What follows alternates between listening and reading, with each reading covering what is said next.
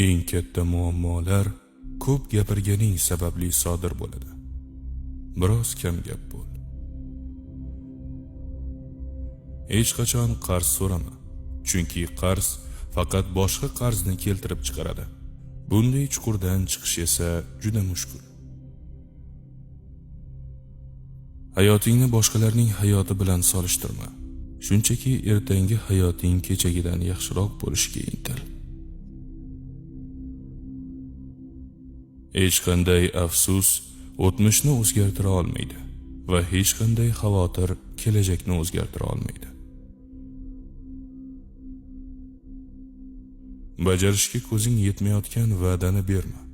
Shunda o'zingni ham, qarshingdagi insonni ham qiynamaysan. Zaiflik bildirmagan holda muloyim bo'l. Dag'allik bildirmagan holda kuchli bo'l. Tanqidlarga so'z bilan emas, natija bilan javob qaytar. Ayolni boshingga chiqarsang, uni senga past nazar bilan qarashdan boshqa chorasi qolmaydi. Bu dunyoda ikki insonning o'rtasida turishdan-da murakkabroq vazifa yo'q. Erishmoqchi bo'lgan yutuqlaring haqida emas, erishgan yutuqlaring haqida gapir. Hech qaysi insonga bog'lanib qolma. Insonlar o'zgaradi va bir kun kelib eng yaqin do'sting ham begonaga aylanishi mumkin. Muhim ishlarda hissiyotlarga tayanib qaror qabul qilma. Shuni unutmaginki, mag'lubiyatlar g'alabalardan ko'ra yaxshiroq saboq beradi.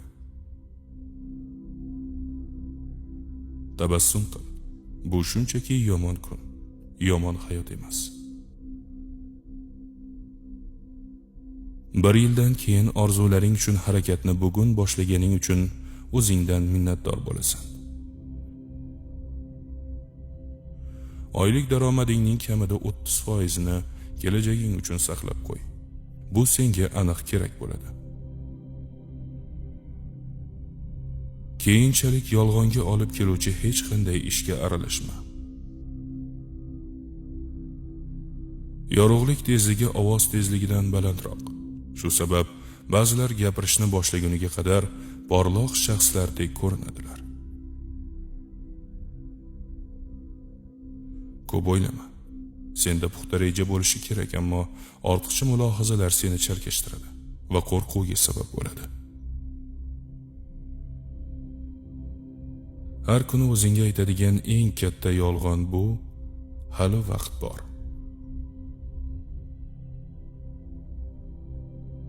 Shunday payt keladiki, har bir bola uni hech kim hayot tashvishlaridan qutqarmasligini tushunib yetadi va aynan shu paytda erkakka aylanadi. Lekin ba'zi bolalar bungacha yetib kelmaydilar va bir umr bola bo'lib qoladilar.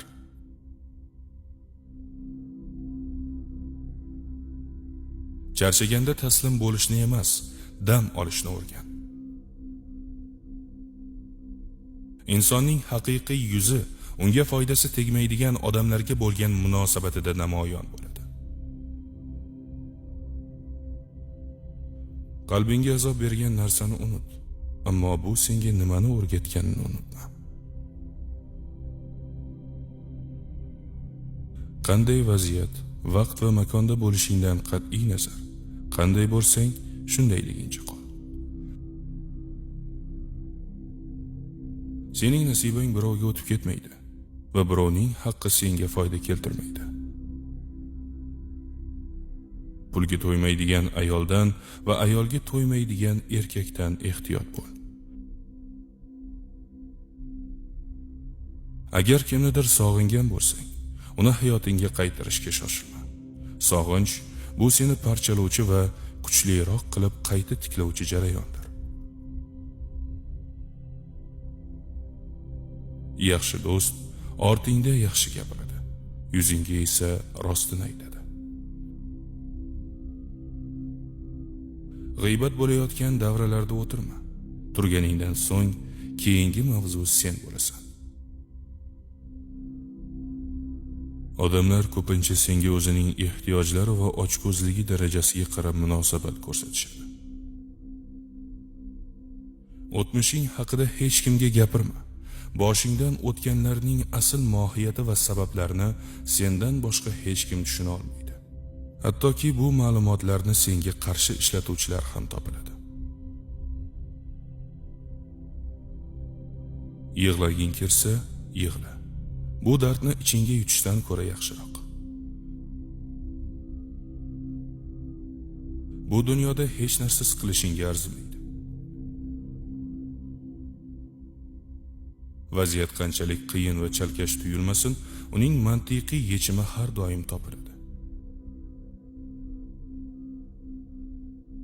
Qiyin ish bu o'z vaqtida bajarilmagan oson ishlarning yig'indisidir.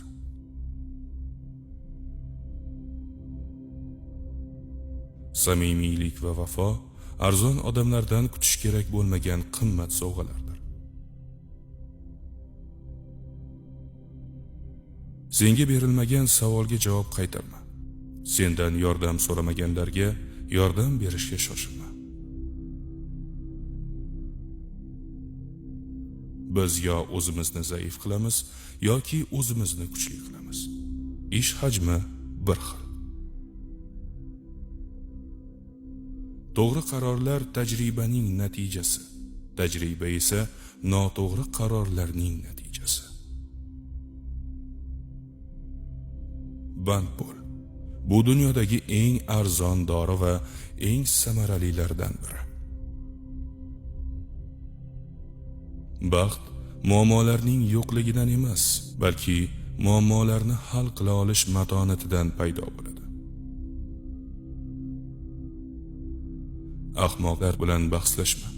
Ular seni o'z darajasiga tushirib, so'ngra bahsda g'olib bo'lganlarni e'lon qiladilar.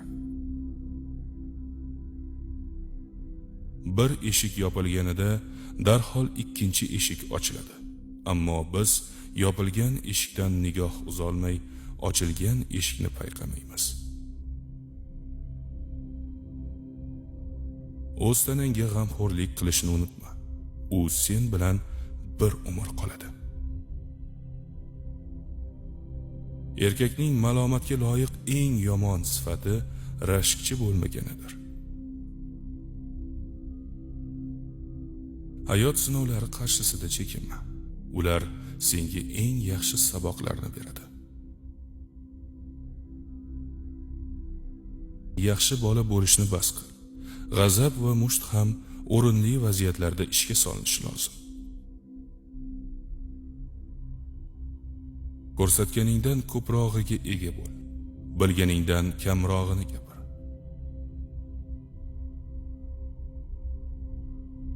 Ba'zida biror bir tanlov qarshisida hali o'ylashga ham ulgurmagan payting ichingdagi ovoz nima qilish kerakligini aytadi. Ko'nglingga quloq sol. U senga pand bermaydi. Notanish kimsaga ishonma.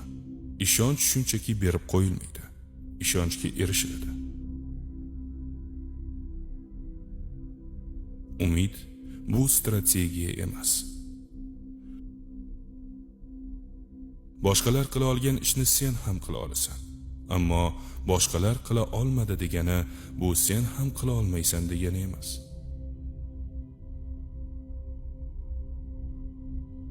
Mayda xarajatlardan ehtiyot bo'l. Kichik teshik katta kemani cho'ktiradi. O'zingga yoqadigan kasbni top va sen umringda bir kun ham ishlamaysan. Ko'zlagan maqsadiga erisha olmaganida boshqalarni ayblab, qiyin zamondan shikoyat qilib, mas'uliyatdan qochadigan nodon kimsa bo'lma. Agar har doim qilgan ishingni qilaversang, har doim olgan narsangni olasan. Jismonan kuchli bo'lishga intil va tafakkuring oydinlashganini sezasan. Muvaffaqiyatga erishish uchun do'stlar kerak. Misli ko'rilmagan muvaffaqiyatga erishish uchun esa dushmanlar kerak. Har bir hodisadan xayr izlashni va har bir insondan yaxshi sifatlarni izlashni odat qil. Jiddiy gapdan so'ng hazillashdim degan inson aslida haqiqatni aytgan bo'ladi. Qanchalik yaxshi bo'lmagan, baribir kimningdir hikoyasida yomon inson bo'lasan. Bir ishga aralashish oson, undan chiqib ketish qiyin.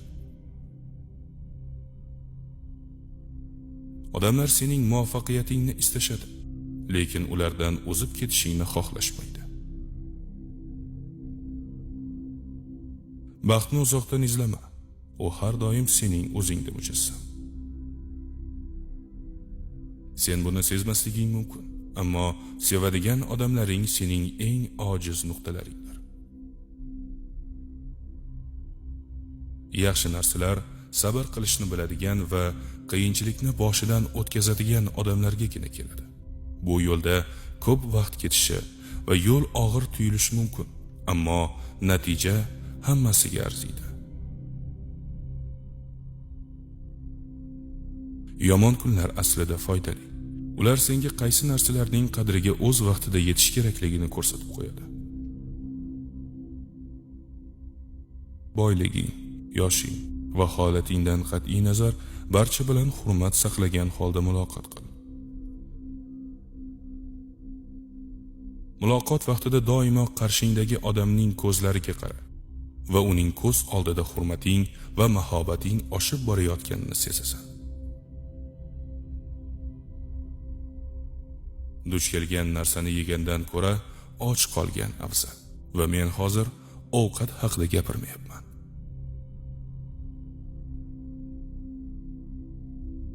Dunyo ko'zingga tor ko'rinib ketgan paytlarda mozorlarni sayr qil. Qalbing ancha taskin topadi. Sen xavotir oladigan hodisalarning katta qismi hech qachon ro'y bermaydi. Qo'lingdan kelganini bajar, qolganini taqdirga qo'yib ber. G'oyalar yoki harakat g'alabaga olib kelmaydi. Faqat g'alabalar g'alabaga olib keladi. Shu sabab sen har kuni kichik bir g'alabaga erishishing lozim va keyinchalik ularni katta g'alabaga aylantira olasan.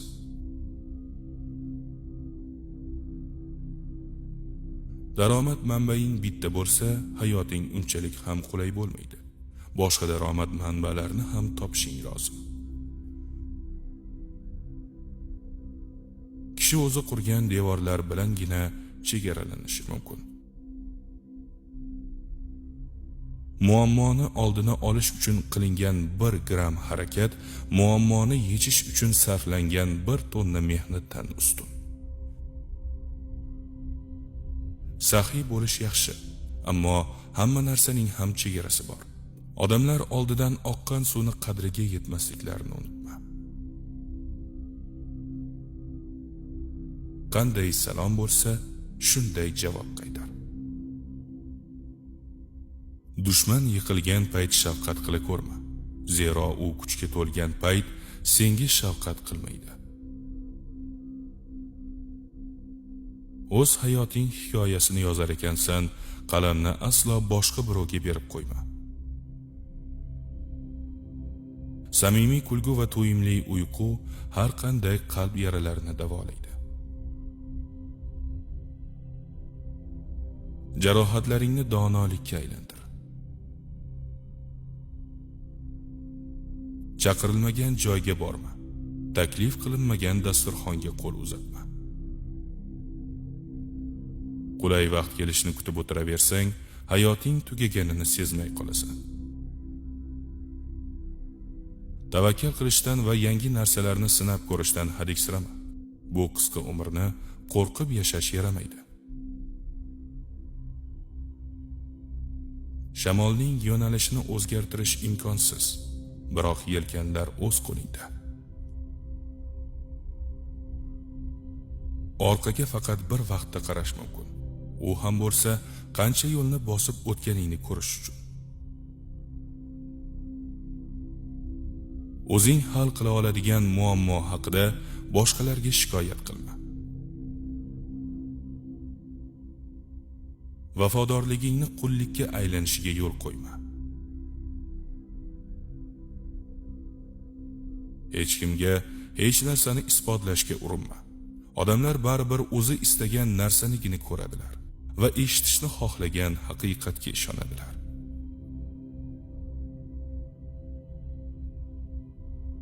Yo'qotilgan ishonchni qayta tiklash imkonsizdir. Inson avvaliga pul topish uchun sog'lig'ini qurbon qiladi. Keyin sog'lig'ini tiklash uchun pul sarflaydi. Shu bilan birga u kelajagi haqida shunchalar qayg'uradiki, hech qachon hozirgi kundan zavqlanmaydi. Natijada u na hozirgi kun va na kelajakda yashamaydi. U hech qachon o'lmaydigandek yashaydi va o'layotganida hech qachon yashamaganiga afsuslanadi. Umring mobaynida seni orzularing uchun borayotgan yo'lingdan to'xtatmoqchi bo'ladiganlar ko'p uchraydi. Ular o'z qo'rquvlarini senga ham yuqtirishga urinadilar. Bunga e'tibor berma. Shunchaki davom et.